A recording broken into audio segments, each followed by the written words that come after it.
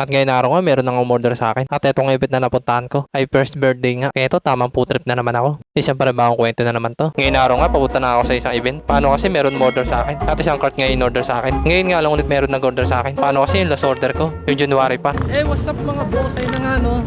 Sa loob nga ng mga ilang buwan, nagka-order na tayo ulit. Yun. Sana tuloy-tuloy na to. Kaya sa order sa akin, salamat sa iyo boss. Thank you talaga. Kasi sa loob na ilang buwan, wakas, nagka-order na ulit tayo mga bossing. At malapit nga lang. Kaya paano, nandito na tayo mga boss. At makalipas nga ng 5 minutes, nandito na ako sa barangay ng NBBN. At dito nga ginanap yung event. Sinimulan ko nang tanggalin yung tali ng cooler ko kasi itong cart ko iaakit daw. At doon nga yun sa third floor. Kaya ito alisin ko muna yung cooler sa body niya para madali namin mayakyat. Kasi kung isang buo namin bubuhatin to, napakapikat. Kaya kailangan paghiwalayin ko muna. Umakit na nga ako ng third floor para sabihin sa nag-order sa akin na baka pwede akong tulungan na iakyat yung cooler. Kasi kung ako lang mag-isa, hindi ko kaya iakyat. Kaya hingi muna ako ng tulong. Bumaba na nga ulit ako kasi meron na akong katulong para iakyat to. At ito nga daan-daan na nga namin binababa sa body. Okay na, naalis na nga namin. Kaya hindi na rin kami nagtagal. Binuwat na rin namin agad para iakyat. Buti na talaga meron tumulong. Shoutout pala sa'yo bossing. Kasi kung ako lang mag-aakyat, panigurado pagod ako. Nandito na kami sa third floor at akit na nga namin yung cooler ko. Ginilid muna nga namin yung cooler ko kasi yung body sa baba kukunin pa namin. Medyo mabigat nga rin yun. Kaya kailangan ko rin nakatulong. Nakakit na nga namin yung body dito sa third floor. At hindi ko na video kung paano namin naakyat. Paano kasi taga-video ko umalis na. At itong event na napuntahan ko, first birthday nga ng bata at mga ilang minuto nga. Dumating na ngayon may birthday at yung mga magulang niya. At ito nga yung mga nag-order sa akin ng sorbetes. Happy birthday Diana, paano? Go! Happy birthday, Mama!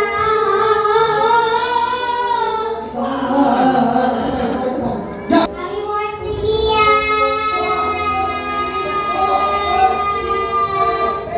Nakakait siya palakpakan mo na. At pagkatapos nga ng mga palaro, nagsimula nang ibigay mga pagkain para sa mga bisita. At eto nga iniintay ko kasi mamimigay na ako ng sorbetes. Kaya ito kumuha na ako ng cup kasi nagsipila na yung mga bata. Kaya nagsimula na rin ako magtakal ng sorbetes. Kaya ito isa-isa ko na binigay sa mga nakapila.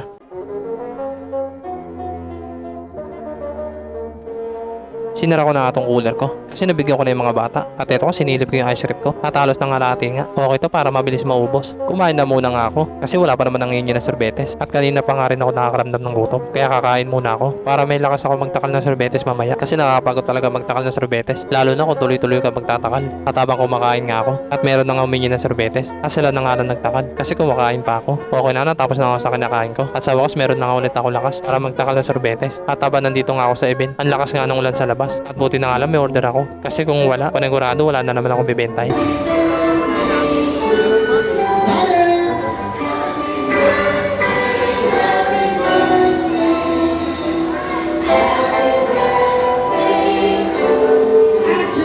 Tapos nakakantaan nyo may birthday. Kaya ito meron ulit pumila para humingi ng sorbetes. Kaya ito tuloy-tuloy rin ako sa pagtatakal.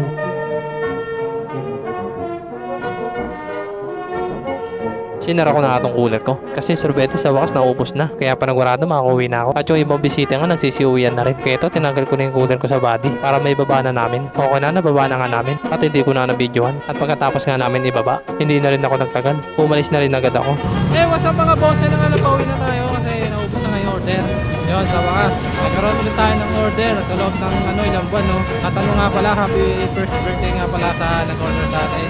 Paano mga boss? Hanggang dito na lang. Peace, salamat.